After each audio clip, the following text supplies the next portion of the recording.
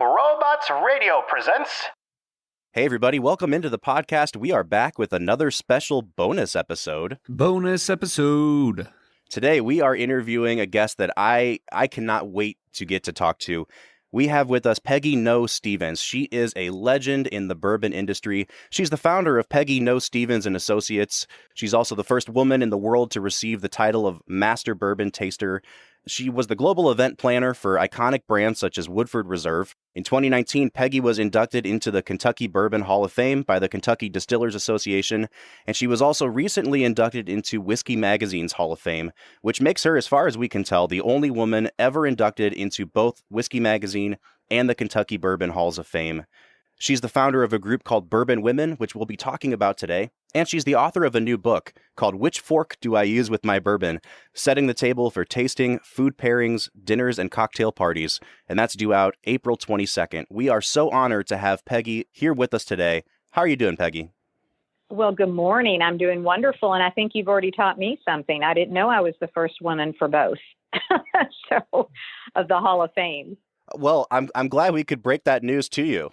We're off to a good start already. We are, yes.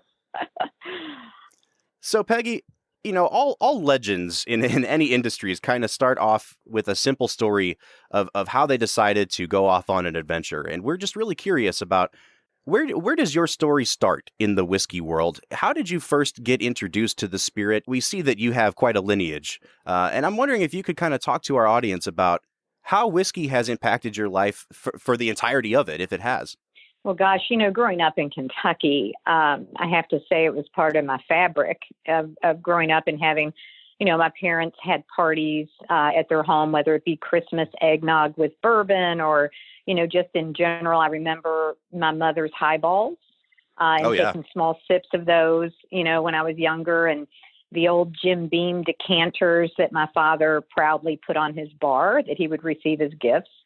So, you know, growing up, bourbon was always around us. And then it really wasn't until I really sourced a career in the hotel business that I learned the specifics of the product and the category because I was in catering and convention sales. And so with that, we had to know how to pair wine, and we had to know all the different brands and categories of products so that we could do the catering portion.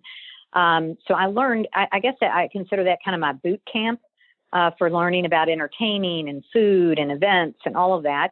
And then I guess 3 or 4 years into my career as a hotelier, Brown-Forman headhunted me, and they were starting a global travel department. And they wanted someone to head up all of the events and promotions and things of that nature that needed execution across the globe. So then I really sunk my teeth into working for Brown-Forman and worked on such iconic brands like Woodford Reserve and Jack Daniels and Southern Comfort and, you know, a whole host of wines that they had in their portfolio at that time. So that's when the training really kicked in. And my time at Woodford, Lincoln Henderson, who is a big icon, in my opinion, of the industry, he was with Old Forester and Jack Daniels and Brown-Forman forever, probably 30 plus years, and then went on in retirement to start Angel's Envy, and which was a huge success. And I was really, looking back, just fortunate to have had him train me to become a bourbon master taster. So I would say that was really when I took off on my career. Absolutely. And one of the things that really fascinates me about your career is this move into basically being in charge of the Woodford Reserve visitor experience. And the more I've heard you talk about, you know, the kind of inception of the visitor experiences in some of these Kentucky distilleries, I really want to ask you, for those of us who have gotten into bourbon in the last 10, 15, 20 years, we're used to these really sort of well-executed, well-scripted visitor experiences in distilleries. But I'm wondering if you could kind of talk a little bit about when you first came into the industry, what sort of visitor experiences did you see, if any, and how have they morphed over the last couple decades? You know, that's an excellent question. And when we were beginning Woodford Reserve, gosh, it was under construction in like 1994. And I think we opened in October of 96. I have that date just ingrained in my memory. But prior to that, bourbon was actually on a bit of a decline. And, the distilleries that I really credit of having a visitor center very early on was Maker's Mark. In Ancient Age, which is now Buffalo Trace Sazerac, but that was what it was called back then. And there was no Kentucky Bourbon Trail. But what was happening is we were starting to see a comeback in bourbon, and I credit that to some of the retro cocktails like the Manhattan and the Old Fashioned. And so we were trying to bring back bourbon. So with Woodford and Brown-Forman investing, well over $14 million into that facility, others came along, and we started to see a real growth and interest in what the consumer experience is. And if you really think about it, it's almost like we pollinate geographically. When a visitor from, let's say, Ohio comes to a Kentucky distillery and they experience, that culture and lifestyle, they'll go back and tell, on average, 18 of their friends about the experience and the product, and they take home a bottle. So it was this incredible marketing tool and a powerful marketing tool to create an experience and get a lifelong ambassador for your brand. In that time that I was at Woodford, and this is a great story, two women who were actually my competitors, one was at Makers, one was at Jim Beam, but we were all guest services directors. And we were trying to bring more visitors, to our establishment, but we also enjoyed each other and would travel to tourism conferences and drink each other's whiskey and all of these things. So it was really out of, kind of watching ourselves in our career to say, hey, we got to cross market and help each other out. And so we approached the KDA, which is the Kentucky Distillers Association, and said, how about we come up with a bourbon trail? And we put every experience on the bourbon trail so that visitors can map it out and, go and enjoy it. And, fast forward to 2020, there's over, millions have come now to see the different distilleries. And it's just blossomed in a way that I think even the industry couldn't imagine, in 1990. Yeah, it's absolutely amazing that you guys were able to create this iconic part of Kentucky that, not just on a whiskey level, but as a state, this is something that you guys get to take pride in, that you have this bourbon trail. And I was kind of curious, when you guys started with this, obviously you were thinking collaboratively with one another of how, if we get people in state to check out a lot of bourbon distilleries, we're all going to benefit. But did you think that it would ever have the global reach that it now does? No, I honestly, back in the 90s, it was three women trying to build visitor traffic, right? And, the Kentucky Distillers Association really brought it to life because they were able to bring all the distilleries together, for a common mission. And that is what's so unique, I would say, about our industry is kind of that rising tide raises all ships. So even though we're competitors, we have a camaraderie and a true goal of making bourbon globally known and the drink of choice. So when you have that type of enthusiasm and 95% of the world's bourbon's made in Kentucky, it becomes a real machine for marketing. And it's just been a fabulous experience. And now, just as a side note, I see our consumer has changed so much since back then as well, because it used to be that our consumers were really interested in just the production. Tell me about fermentation, tell me about distillation, and then let me have a taste. So the scripts were pretty straightforward. Now, because my company, Peggy Noe Stevens and Associates, we specialize in brand destinations and experiences. So, we've worked on well over 30 distilleries, helping them create their experiences. So now the consumer asks deep questions like, where did the corn come from? Tell me about the yeast strain that you use for your fermentation. They want to go out into the field and see the corn. And, it's so detailed now because the consumer has graduated. There's so much access to information. And so I love that our consumer is knowledgeable, they're curious, they want to be part of the brand. And being part of the brand is knowing the story. It's a really great point, and it makes me curious because I think that when I look at the bourbon consumer now, I see that, just like you said, they want to be involved in the sort of grain to glass exploration of the whole process. But what I see is a lot of consumers are gravitating towards anything that they perceive to be a more craft distillery and kind of shying away from things that kind of smack of, big business or corporations. And I'm kind of wondering, as someone who now specializes in building out these visitor experiences, how do you take an enterprise which is kind of inherently a commercial thing and kind of inject it with that flair of giving the impression that it's a craft or a grain to glass kind of experience, even when you're working with these bigger companies? Well, the thing that I always keep in mind is that every consumer, in my opinion, kind of has their own portfolio of spirits that they enjoy.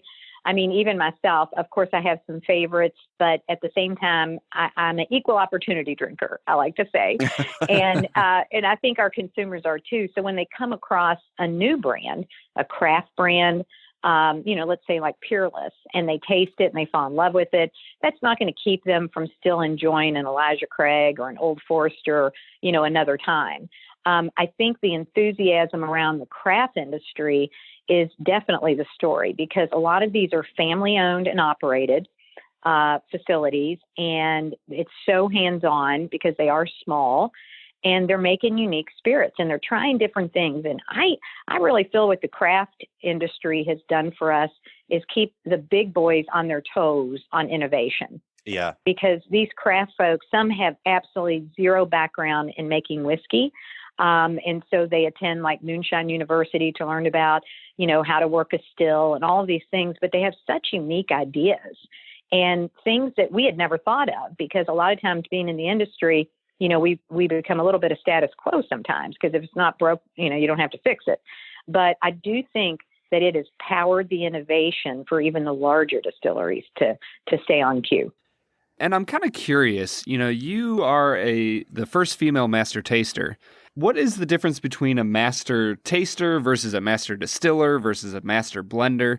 Obviously when you're working with the big boys or with the craft distilleries, you have to know your whiskey. And so I'm curious if you can kind of help our listeners understand the differences there. Well, here's what's so interesting about our industry. We're not like the wine folks, that have sommeliers, master sommeliers, and all of these different tests and credentials. And it's very uniform. How you graduate in the wine world on your knowledge. The bourbon industry is not like that at all, nor is really the whiskey industry. But what it is each and every distillery decides titles and training and who they deem, sufficient to be the master distiller or to be the master blender or master taster. But they are very unique roles. So there's not a set definition by any stretch of the imagination. A master distiller, in my opinion, is in charge of the overall innovation and quality, of the spirit that's being created. A true master distiller is very hands-on and manages kind of the production area. And you might have a production manager, you might have a barrel inventory manager and things of that nature. But overall, the buck stops with the master distiller. A master blender is going to take, the different barrels and make sure that they're mingled correctly and, assure the consistency of the product, as far as creating it. And then a master taster is also a quality control, if you will, but it can go further than that. They can become ambassadors, for the brand, conduct tastings to consumers. Also, in my opinion, one of my big roles was exploring the whole culinary aspect, of the spirit and tasting our product and comparing it to what it would pair nicely with, what it would mingle with well in a cocktail. So a master taster can go all over the place, from more science and production to consumer touch. Well, Peggy, I think this is a great segue into talking about your new book, Which Fork Do I Use with My Bourbon? And I really loved the foreword of the book was written by Fred Minnick, and I really sympathize with what he wrote in there, because he talked about how he went to a whiskey tasting and all of his friends went and they were so excited to try the bourbon. And within 20 minutes, they drank all the bourbon and they were just eating Doritos on the couch and it was a dud. And I got a kick out of his forward. I can really relate to that. And what I love about your book is it's this beautifully formatted, it's almost like a coffee table book. And yet at the same time, it has such practical advice on everything from table settings to invitations and how to go through your first whiskey tasting and food pairings, all the way up to incredibly fancy cocktail parties. And I'm wondering, in your experience as a master taster, I'm sure you've worked with hundreds and hundreds, if not thousands, of complete novices when it comes to tasting whiskey. And I'm wondering, do you have any general advice? Because our audience ranges from people who've been drinking whiskey for 50 years to people who are just trying to get out of drinking, flavored whiskeys into what we would call kind of the real stuff. Do you have any advice for a novice taster on how to become a better evaluator of whiskey? Absolutely. Two things. First of all, it's important to stay and have fun. And I really mean that because this is such a sexy industry and it's so easy to enjoy it. And when you start getting to the point that you're making whiskey unapproachable, and especially bourbon unapproachable, and you're getting too stiff with it, that's when your party's going to be a flop. Okay. The second thing to remember is that to focus on food flavors. And when I teach a seminar, for example, and we're doing a food pairing or we're just doing a straight tasting, I mentally take people to their kitchen because there's so many times that during a seminar that I watch someone nose a whiskey and I say, okay, what are you nosing? What do you smell? What is the aroma? And they look at me really blank. And I'll say, don't be stumped. Just walk to your kitchen and break it down. What's on your spice rack? And all of a sudden they start thinking about cinnamon and clove and, nutmeg. And all of a sudden it's like, oh, food memory. Okay, that does have a spice note to it. Or I'll say, what kind of fruit do you have, in your kitchen? And they might say, well, bananas. And I'll say, well, okay, do you get any banana from that? And once you start kind of suggesting that they break it down by spice, sweet, fruit, savory, then all of a sudden they realize, you know what, I'm not so bad at this. I really kind of get it. I get the vanilla, I get the caramel, that oak note and smoky note, because it's all about food memory. And even when you translate that over to cocktails and you think about mixers that you use, those are all food flavors. So truly the connection here, and this is why we wrote the book, my friend Susan Rigler and I, because we wanted people to enjoy it, number one, and the process of it. And then number two, you make it approachable so you could do it in your own home, but continue to learn. So in all the years that I have been doing and being a master taster and tasting whiskey, it's really about memory and experience, almost like muscle memory. And that's why you see so many of the experts have such a wide vocabulary, because we get used to the aromas, we get used to the flavors, and we just become more descriptive about it because we've had more experience. Yeah, and I'm kind of curious. It seems like you've been to one or two cocktail parties in your time. How many cocktail parties did it take for you to realize that this book was needed in the world? Are there any like specific bad experiences that you had where you were like, man, they needed a book on how to throw a cocktail party? Well, I'll tell you, this book I started writing probably over 15 years ago. And the reason why I say that is, I was formerly an event planner, and I would do some seminars sometimes to teach executives on how to entertain in their home, because, no one walks out of college with a event planning 101 degree, unless you're in that major of hospitality. And so it's really just learning and teaching. So 15 years ago or so, I would work with some executives and say, hey, here's how to map your house out, and here's where you should probably put your bar in your home, and, always make sure you have this or that. And then when I started my company, I was determined, and this was over 12 years ago, I was determined that I would write kind of a how-to book on bringing it into your home, because I do sincerely believe that bourbon is a lifestyle and a culture. And I wanted to express that, being a Kentucky girl, on how I entertain in my own home and some of the events that I have conducted and some of the tricks of the trade, if you will, to make it easier for you to do. So I wrote about 2 or 3 chapters of this book. It didn't have the title yet. And then fast forward, my brand destination, speaking engagements kind of got in the way of me, finishing writing. But I have always been a proponent, of food pairings and, entertaining. So my very, very good friend, Susan Rigler, who's also a bourbon expert and has written, probably 8 books on bourbon. She and I got together and I said, gosh, I really want to finish this book and I'd love your expertise alongside of me because we both are reviewers for American Whiskey Magazine. And we have a lot of fun doing tastings together and blind tastings. And so she was like, oh my gosh, that sounds great. Coincidentally, she was also the former food critic for the Courier-Journal newspaper here in Louisville. So she's a foodie as well as I am. So this was all written, as I like to say, surround sound. Because, we're both foodies, we're both whiskey experts, we're both Kentuckians, and we're both entertainers. So it all kind of came together for us, and we wrote it probably within 12 months. Peggy, can you walk us through, like, if you're throwing a party, what do you naturally gravitate towards the most? What part of hosting a tasting or food pairings or a cocktail party really sparks joy for you? Definitely the experience and the hospitality.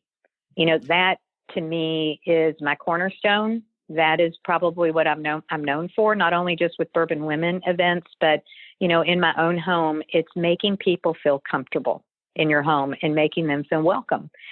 Have you ever walked into, and I think I even wrote this in the book, a party and the host or hostess is so stressed out and they're running around, they don't even greet you at the door because, they have food in the oven and it's not ready and they haven't put it out yet or the bar's not set up or whatever. We all have kind of those stories, right? And I am a proponent, and I know this probably sounds funny because it should be the food and the bourbon that's most important, but really it's about how you treat your guests when they come in the door and how comfortable you make them and what you offer them and making sure that they're enjoying themselves. And, that's hospitality in a nutshell, in my opinion. So when I keep that in the forefront of the experience that my guest is going to have, the rest comes along. It's not just about greeting them at the door. It's like, when will I offer them their first cocktail? Will it be a batch cocktail? Am I going to hand make these cocktails one by one? What kind of food? Is it a daytime event, an evening, a reception? How heavy does the food need to be? How hungry will they be? So I think of the visitor. I think of the guest and try to put myself in their shoes. And then the entertaining takes off from there. Well, Peggy, we are timing the release of this episode with International Women's Day here in early March, and I'm so fascinated by the group that you founded called Bourbon Women. The bio that we received about you, it specifically said that you founded Bourbon Women after seeing a need for women to have a voice, both within the industry and as aficionados. I'm wondering if you could walk our listeners through kind of the inception. What specifically sparked this group, and how did it get founded? Well, again, being a Kentucky girl, bourbon was always a part of my life, but I wasn't the only one. And I knew so many of my girlfriends who enjoyed the product, or as I traveled across the nation, I'd be giving a tasting seminar. And this is globally too. And I would be giving a tasting seminar, and it was a wide sea of men in the room and maybe a trickle of women, maybe 2 or 3 that would always kind of sit in the back of the room. And I would ask for questions at the end of the seminar, and, men would, not be shy at all. They'd raise their hand. They'd ask me questions. But then the seminar would be over, and that's when the women would come up and they would ask me a question. And so that really struck me way, way back then.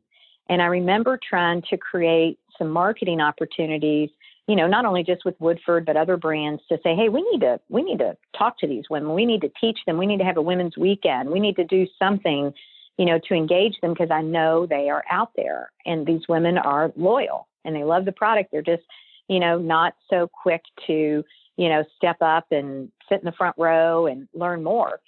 So after I left Brown-Forman, I started my own company, and in, I think, year 2 or 3 of starting my company, I thought, I still don't see any of the other distilleries or spirit companies marketing to women. So this is a universal issue, and considering women are the other half of the population, we're missing consumers here. We're missing ambassadors for our brand.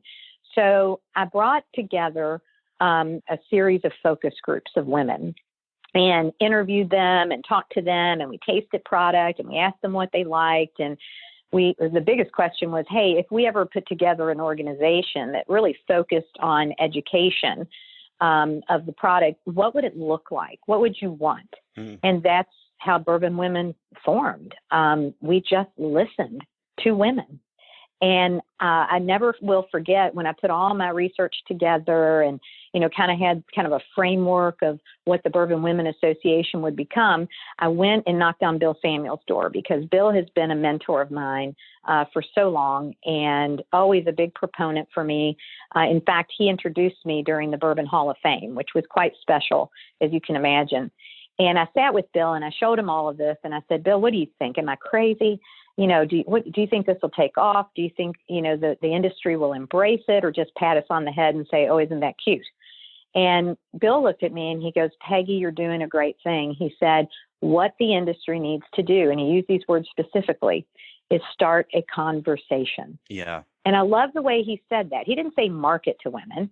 He said, start a conversation and let's see where it goes. And we started that conversation back in 2011. We were the first female consumer organization for women in bourbon. And now we're in 10 cities, thousands of women across the nation. We do an annual event called the Sip-Posium in August, and it's in Louisville, Kentucky. You all should come to it. Men are invited too. We have found that men love our events because they're so deep and educational and fun. But it gives women a chance to not only, learn about whiskey and the lifestyle, but they network, they meet women from all over the country. I think we had over 300 women last year, and I think from 26 different states, if you can imagine that. We've planned over 200 events across the nation, and I'm not the only person. And I want to make that clear. There's a board of women who are on our association board, and they are dynamite. And they are the ones that are responsible for all this national success. And I commend them for that. Well, Peggy, I can tell you for sure that your campaigning is working. I have so many female friends who would self-describe themselves as a whiskey girl, that is the main thing that they drink. And I think it's an awesome thing to see. And I'm kind of curious, where do you see Bourbon Women going in the future as far as celebrating women in bourbon and advocating for it to be a spirit that can be enjoyed by everyone? Well, I do think there's power in numbers. And as we continue to grow, we're very careful on how we grow. Like I said, we're in 10 different cities. We'll very strategically decide, where is next. And so, for example, we just launched not too long ago, Texas. And so I'm flying to Austin, Texas in March to do a big seminar for them. So we will, keep growing nationally. But I will tell you, too, that a lot of people don't know that Bourbon Women is a 501c6. And if you don't know what that is, yes, it's a nonprofit, but it allows us to lobby for the industry. So this is a two-prong effect.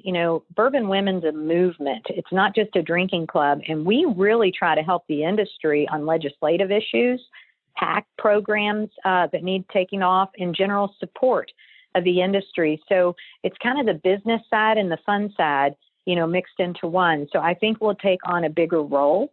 And that's why I say there's power in numbers, because when legislators hear, not just from men, but from women across the nation on certain issues, it's powerful. It's very powerful. Peggy, I'm interested in hearing, do you think that the bourbon industry is kind of a good example or a good microcosm of women in the workplace across the U.S., or is it different than what you would see in other industries? Well, as far as women working in the industry? Yeah, in terms of how women are treated in the industry, employability, what you see as kind of like opportunities for growth for women in the industry. Sure. I have to say, and I'm very proud to say this, I think Bourbon Women, since its inception, has been a catalyst for change. And the reason why I say that is because more women who actually worked in different venues of like the financial institutions or banking or lawyers or whatever, they have learned different positions and jobs that are available to them in the industry and have applied for those. And we try to help with that networking and get them connected so they understand how they can become part of the industry and actually work for the industry. Internally, with companies and spirit companies, I think there's a phenomenal increase in women in marketing positions, especially since I've been, working for a big company a long time ago. I still think we're missing the mark on C-suite positions. I think in distribution companies, I think that could probably improve as well. But I do see roles changing. I see improvement. I still think we have room for opportunity, but for the most part, we're on the good pendulum swing. Well, Peggy, we are just so thankful that you've come onto our podcast and taken the time, but we haven't yet talked about the other half of our podcast, which is films. And I'm kind of curious, do you have a favorite movie, and what whiskey would you pair with that movie? Well, that's funny. Can I go way back, or does it have to be a modern day? You can go as far back as you would like. Well, you might think this is kind of funny, but first of all, because I travel so much and everything, I'm a big Netflix person. Because I don't get a chance to always go to the theaters, and I have to, wait till it comes on Netflix. But one movie that just was so romantic to me, and that I just loved everything about the way it was filmed. I loved the actors and actresses. The story, it was such a feel-good, was Chocolat. Do you remember that with Johnny Depp? It's about Chocolat. And so a woman, it's kind of a vagabond, actually, and she and her daughter, move to a new area, and they meet Johnny Depp, et cetera, but she opens a chocolate store, kind of a patisserie, if you will. And there's something about the cocoa beans that makes it almost magical when people start to eat her chocolate, et cetera. And the reason why, like I told you, I'm a foodie, right? So just watching the whole process of her making everything and people eating the chocolate. I mean, you're dying for a candy bar when you get out of there. You got to go have dessert when you come out of there. So a lot of it I noticed was very dark chocolate and, dark cocoa beans. So boy, oh boy, would I put a Baker's or a Booker's with that movie as I'm watching it. And I strongly suggest that because there is such deep chocolate notes in Booker's especially, and tobacco notes and smoke notes that any type of dark chocolate, marshmallow, nutty, any of that would go so fabulous with that. And it's funny because every now and then I still pull that, for whatever reason, I still pull that movie off the shelf because it just kind of takes you away. And I think that's what entertainment and theater is all about, don't you? Absolutely. Just kind of carry you away into kind of, something that you just don't think about your everyday life. And it was just kind of fun and magical. And it's such a natural pairing with bourbon, too, because, I think I'm speaking for all of us when I say that the Kentucky Bourbon Ball is one of the great culinary inventions of all time. I mean, it's... Yeah, exactly. It's funny because I remember, this is a true story, when I was, opening Woodford Reserve, we knew we wanted to give a bourbon candy out, with the tasting, as a little accent for the visitors. And we went on a mission to taste every single bourbon candy known to man, to pick the best one. And I think in our first year, we went through like 6.5 tons of candy. I mean, it was insane. It was insane. So yeah, I'm a bourbon candy snob for sure. Well, Peggy, we can't thank you enough for joining us on the program today. Your book, Which Fork Do I Use With My Bourbon, is due out on April 22nd. I highly, highly recommend this book. If you're just getting into drinking bourbon, if you want to host some friends for a bourbon tasting, if you're throwing a really fancy get-together and you want to have a cocktail party, this book will walk you through every step of the process, and it has so much heart and wit behind it. It's so easy to understand. It's so accessible. So, Peggy, thank you, first of all, for writing this book for all of us that really, really need the help. Yeah, no, I appreciate it. And it's right now, it's on pre-sale on Amazon, and then books will be in the hands of physical hands by the end of April, just in time for Derby. Oh, gosh, I can't wait. Well, Peggy, thank you again for joining us. Everybody, this has been Peggy Noe Stevens, founder of Bourbon Women. Peggy, thanks again. Thank you. Take care.